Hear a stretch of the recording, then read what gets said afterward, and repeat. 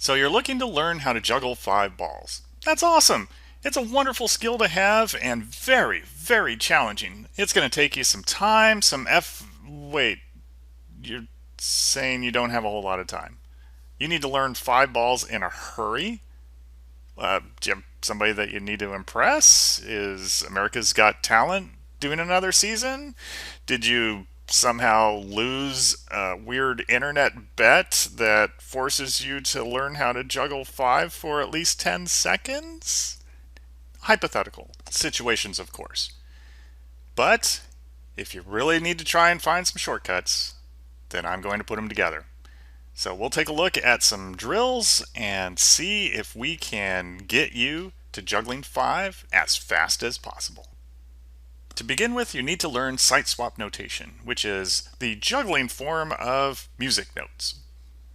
Each throw is assigned a number, starting with 0. 0 may appear to be an empty hand, but it's better to think of it as a placeholder in the pattern. Putting in a snap or a little mini throw keeps the beat. A 1 is just a straight across throw between the two hands. It's only shown for demonstration purposes because we will not be doing these in our drills. A 2 is a ball just held for a beat. 3 is the typical throw that's used when juggling 3 balls. It's thrown from one hand to the other at about the right height for your normal 3-ball juggling. 4 is thrown and caught in the same hand at the typical height for 4-ball juggling.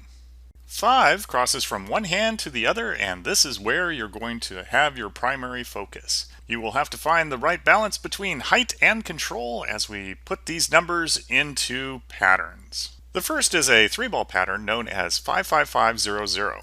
You are going to launch those 3 balls at a 5 height in such a way that your hands become empty for a brief moment. Remember, that is not an empty hand, it is a placeholder for the pattern. So put in some snaps, put in some practice little throws to try and keep the beat and keep the rhythm. You want to make sure that the balls are all thrown at the same height and hopefully caught in the order that they are thrown. By starting and stopping after each 3 throws, you can make sure that you practice starting from each hand. Start this next one with all 3 in the same hand. Throw across to the other hand and back to where they started. This pattern is 50505, also known as the 3-ball snake. By keeping it going, you'll see that you'll make essentially 3 throws in a row from the same hand.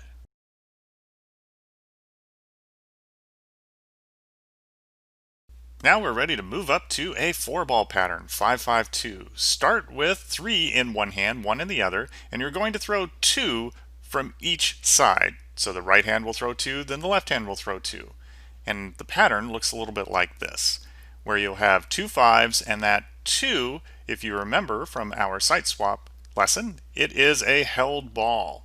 So it gives you a little bit of a break in between these 5 throws.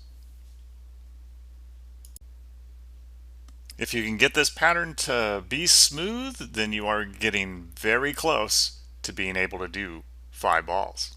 The last drill pattern is 55550. Remember, that 0 is going to be a snap.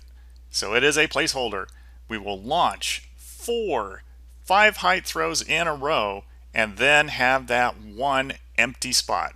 That's where that 5th ball is eventually going to go. So if you can control this particular pattern and keep it smooth, you are so close to reaching your goal. Focus on keeping all of the throws the same height and the spacing so they don't have collisions. Master those drills and you are ready for some 5-ball juggling. To hopefully help provide some inspiration on your quest to 10 seconds, here's what 100 seconds looks like of 5-ball juggling. Perhaps you will find some of these drills to be useful and you'll be juggling 5 balls in no time at all. This is David Slee, and I will catch you later.